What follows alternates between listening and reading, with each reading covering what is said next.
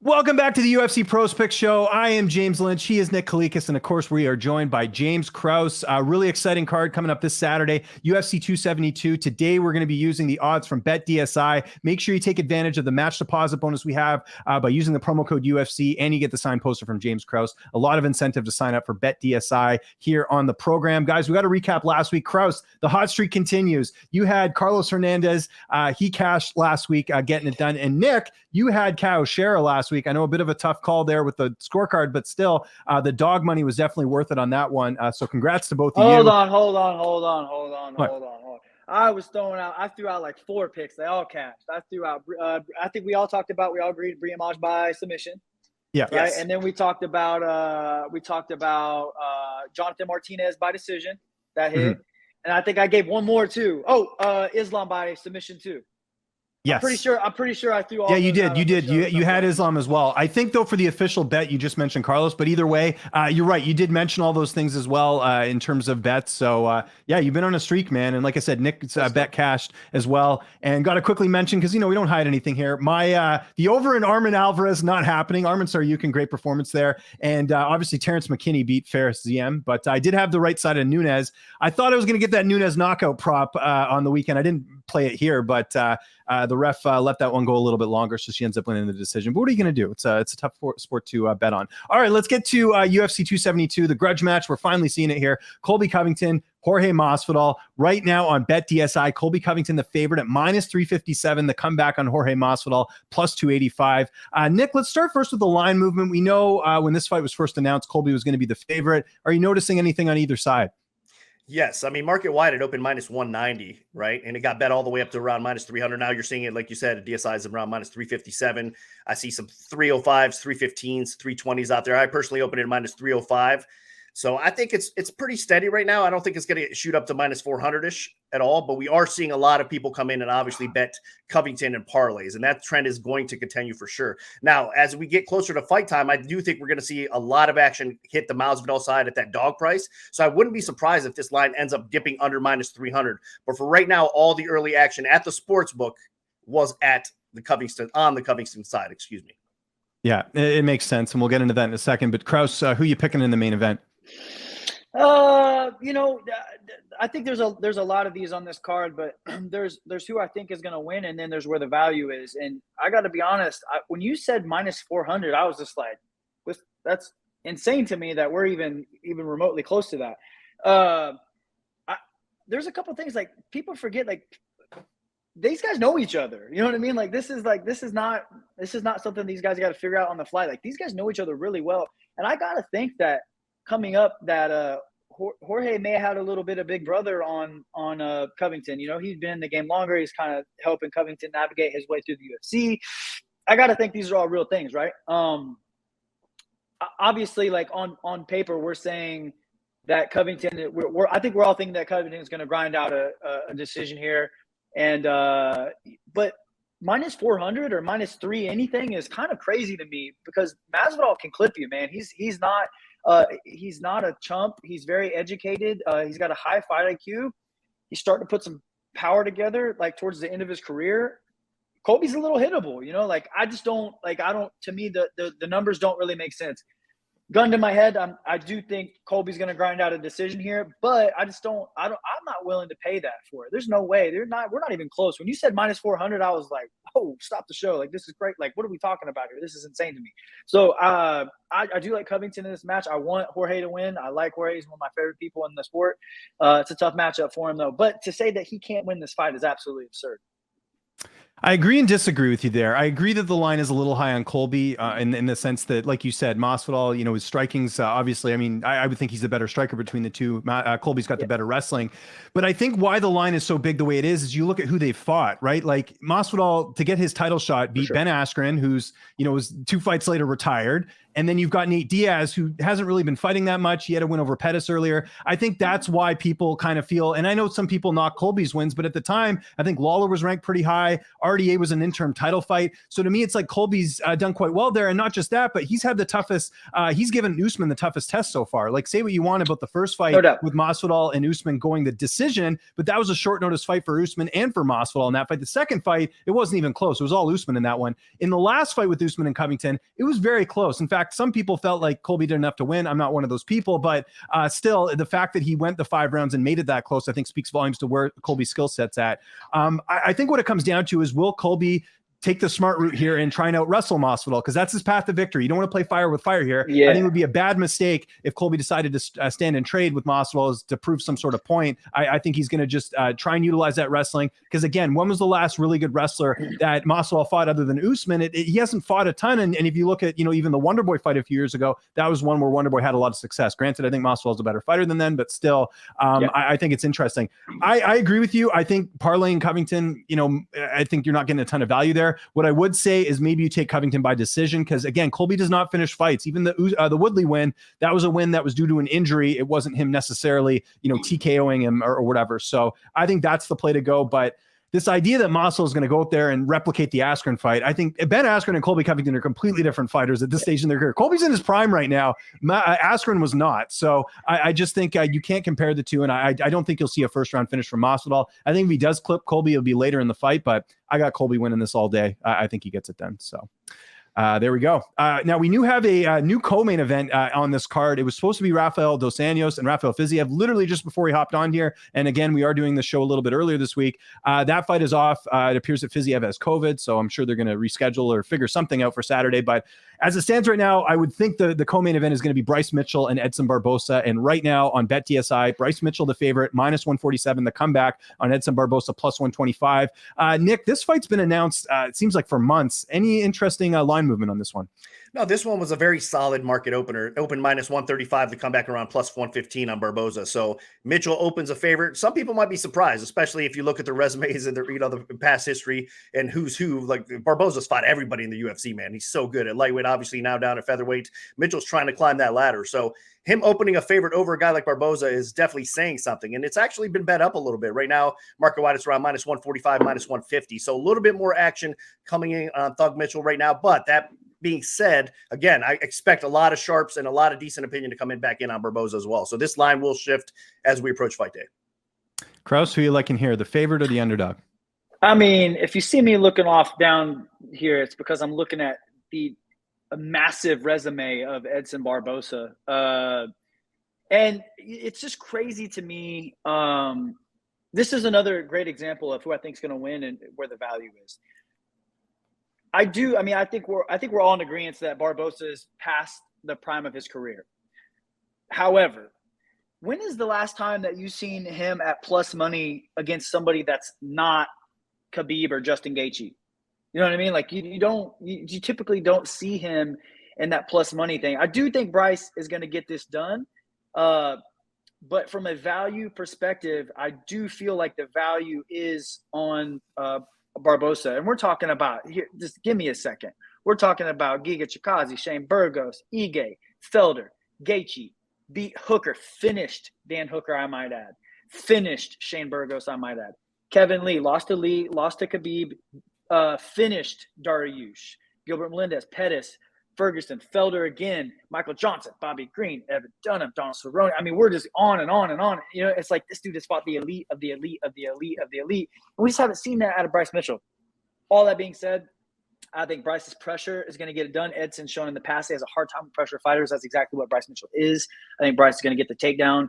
And I think he'll grind his way out to a decision. I think if he gets this fight to the ground, he's going to dominate Barboza. Not dominate like he's not going to buzz through him like he has in the past, I think. But I think positionally, he's going to dominate this fight. But to me, the value for sure is on Edson Barboza here. I do think Bryce is going to get it done, but this should be, in my opinion, closer to a pickup fight. I'm with you there. And I'm going on the other side. I like Edson Barboza here. A couple things we got to remember is that Bryce Mitchell hasn't fought in a while. The last time he competed was October of 2020 against Andre Fili. He's had a hand injury. So if your hand's healing, what do you got to do with your hands? You got to strike. And Edson Barboza, I hate to remind people about this, but he's still a pretty damn good striker. I mean, we're just two fights removed from him completely destroying Shane Burgos. Remember that knockout was kind of a delayed knockout? I think people forget about that because we think of the last fight with Giga Chikadze where Chikadze outstruck him. But look, we're talking about a guy in Giga Chikadze who, glory kickboxer, really high level striking. He was able to outpoint Barboza in that fight. Whereas, with Shane Burgos, who I think is still a pretty decent fighter in that weight class, Barboza was able to outclass him. So what I could see happening is, and you're right, if this does get to the ground, I would definitely give the advantage to Bryce Mitchell, but he's got to get it there. And if Barboza keeps us standing, he's still a threat when it comes to the striking. I personally thought he beat Dan Ige a couple fights ago. He has the win over Burgos. He lost Chikadze. That's the only fight he's looked bad in. Outside of that, he's looked pretty solid. And he's not one of these guys that has dropped a weight class and has looked worse. I think he actually looks better at 145 than he did at 155. And you mentioned the resume there of who he's fought: Gaethje, Kevin Lee, Habib. I mean, he's fought way better competition too. I just think for Bryce to come back after such a big layoff, this is a really tough test for him. And like you said, the value getting Barboza plus money, I think it's definitely worth the stab here. So I'm going Edson Barboza either by knockout or by decision. I'll go decision more likely just because, it's only 3 rounds. I could see Barboza maybe just landing the harder shots and taking home a decision here, but I definitely like him here with the dog money. So I'm taking Edson Barboza to get it done. Okay, let's get to our prop bet of the week. I was liking the over in the Fizzy Evan Dos Anjos fight, but since that fight's off, I got another prop bet for you guys this week. Marina Rodriguez. Why is she on the prelims? She might be fighting for a title next if she gets the win here on Saturday, but here she is buried on the prelims. She's fighting Yan Shonan. Really exciting fight in the strawweight division here. Rodriguez, definitely like her here. I like her at the 2-1 price, but getting her by decision, you're getting close to that plus money there. So I really like her by decision. I mean, I know she has finished opponents like Amanda Ribas. She was able to finish her, and Yan Shonan did get finished in her last fight by Carlos Esparza. So that's a little bit of pause there. But if you look at it typically, Marina Rodriguez does win her fights by decision. She knows if she wins this, she's probably next in line for what should be the Rose Namajunas and Carla Esparza rematch. So I think the most important thing here is her getting the win. She's not going to be reckless. Yan Shonan is a pretty decent striker. I could see Rodriguez edging out a decision here. So you get her a little bit better price by decision as opposed to taking her straight up. So James or Krause, your thoughts on that bet, and what's your prop bet of the week? Yeah, no, I don't mind that at all. I'm a big Rodriguez fan. I could see her knocking her out. But I mean, I think more than likely that's the play that's going to happen. I'm kind of struggling on which one that I like here. I like the if we're looking at the Masvidal and Covington fight, I like the over 4.5 rounds, man. Both these guys have shown, and I feel like I was telling Nick this off air. Is like I feel like this should be a little higher. Like I would anticipate this to be closer to like minus 200 or something, because if you're telling me that Colby Covington is a minus, this is a 335, 340 favorite, and Vegas is right 70% of the time, you're telling me that he's gonna win. Well, how's he gonna win? I think we all agree that 90% chance that Covington's going to win a decision, especially over a guy like Masvidal, who's very, very tough to finish. I think the only way this fight ends is if Masvidal clips him late into the fight, and once again, if you're telling me, hey, Vegas is right 70% of the time when they're saying Colby's going to win, how's he going to win? He's probably going to win by decision. So at minus 145, I do like the over 4.5 rounds. I know it's a long time for the weight class, but I do like it at that price. Once again, if Vegas is telling me that Colby's going to win, I got to, especially not they're saying he's going to win. They're saying he's going to win convincingly. Well, if he wins convincingly 9 times out of 10, this dude just decisions people. That's just what he does. He's great at it. It's not a knock. It's just how he wins. So I'll go the over 4.5 on that. I don't know which is better. Maybe Nick can add some value here. The over 4.5 or Colby by decision, because I don't see Masvidal winning a decision here. I think to win this fight, I think he has to finish. So Colby by decision. Nick, what do you think? Colby by decision or over 4.5? Probably better value, I would think. Yeah, usually it's better value. Yeah. Right. Yeah. You'll get probably around minus 110, minus 115. So a little bit less juice you'd have to pay on Colby by decision instead of going with the over. But either way, I can understand exactly what you're saying. And then the second one I have is the Spivak and Greg Hardy under 1.5 rounds. I think Hardy gets him out of there within the first 2 minutes by knocking him out, or he gets subbed or TKO'd on the ground in the first round. I mean, this story is pretty black and white. This is how these guys win. You know what I mean? If Spivak doesn't get cleaned up in the first 2.5 minutes, I think he's going to get this fight to the ground and dominate. So I like both of those plays. Unless those guys come out staring at each other for 5 minutes, and you know what I mean, which happens all the time. It does happen. Yeah. That's why it's not my number one. So Mhm. I throw a little bonus in there. I'm getting a little greedy. You know, last week I'm throwing out some stuff. This week I'm trying to throw out some bonuses, but I'm gonna stay greedy. We'll stick with those two for now. I like them. Let's get to our bet of the week. Krause, what do you like in here bet wise?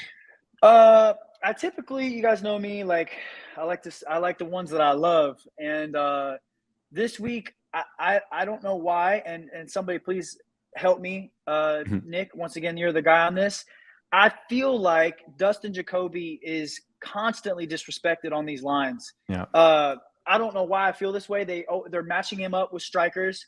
He's an extremely durable guy, very, very difficult to knock out. Has been in there against very, very high level strikers, extremely athletic. I do feel like this fight is it's a different type of matchup for him because of the movement of Michael. I can't even pronounce his last name. Shaychuk? Yeah. Shaychuk. He moves really well, but I have not been overly impressed. And if you're telling me that somebody's going to stand with Dustin Jacoby for 15 minutes, there's not very many guys in that division I think are going to outstrike him. I like Dustin Jacoby at minus 180-ish right now. I think he's constantly disrespected on these lines. I really do, man. And once again, Nick, maybe you can add some value to that. But, dude, he's hard to take down. He's got great cardio. He hits like a freaking truck. And he's a very, very underrated kickboxer. Yeah, and honestly, so far we've seen sharp action agree with you. You know, for me, I thought if we'd see some bites, it might be on the dog side, right? Because again, striker versus striker, what you're saying, Olasejchuk has looked really good, coming off of a pretty nice finish his last fight as well. So I think he's a dangerous dude. But what you said with Jacoby having the striking advantage, a lot of people are believing in that as well. And like I said, the sharper action isn't hesitating from laying the chalk right now. So Jacoby seems to be the right side. Yeah, no, I like that play a lot. Again, Jacoby, why is this guy not getting a top 15 opponent? That's my question too. He's, I think, unbeaten right now in the UFC. I know one of those is no contest, but what are you going to do? Okay, my bet of the week, no secret. I kind of talked about it in the last segment. I like Edson Barboza at the dog money right now. Again, the fact that this guy who has so many fights, who's been more active, I know he's older, but again, 2 fights removed from that Burgos fight. I like his chances there. So right now you get Edson Barboza plus 130. I'm going to keep it simple. I've done well in the dog so far the last couple of weeks. I had Jim Miller. If you remember, I had Jasmine Jazavidius before that. So I'm sticking with the dogs and just trying to keep it simple because last week it bit me. You have parlay too. I did. Good so job, man. you know, Good job. so yeah, just gotta stick with that. You know, one other fight you kind of mentioned there. This won't be an official play, but you know, Greg Hardy at plus money against Spivak. I think Spivak's a little overrated if I'm being honest. I think Hardy, you know, say what you want about everything outside the cage with Hardy and everything like that, but Hardy is still very athletic and he's still very he can pack a punch here. And I think Spivak, we saw in that a couple of his fights where he's not this big prospect that we think he is. So that's another one I'm taking a stab at. Dog money wise is Greg Hardy too, but the official play will be Edson Barboza. All right, guys, we're wrapping up the show here today. Again, we got this one out a little bit earlier. I'm actually going on vacation, just letting you guys know, but we will be back our usual time on Wednesday. Yes, thank you. I appreciate that. Make sure you take advantage of the promo we got going on. Use the promo code UFC, bet DSI, you get the signed photo of Krause, and you get the match deposit bonus. That's the odds we reference here today. Gentlemen, anything you want to mention before we get out of here? Maybe any other fights we didn't talk about, or are we good to bring this home? I do want to mention something. Make sure you guys tune in this Thursday live on UFC Fight Pass. Yanni the Greek and I will be doing UFC on the line for UFC 272, and of course, hosted by Brendan Fitzgerald. So check us out. We'll give you guys all our prop leans and our best bets of the card. So make sure you tune in to Fight Pass this Thursday, 7 p.m. Eastern. And make sure you hit that like button, hit the subscribe button on this video. We will be back next week previewing UFC Vegas 50. Thank you so much for watching. We will see you guys next week and enjoy the card on Saturday.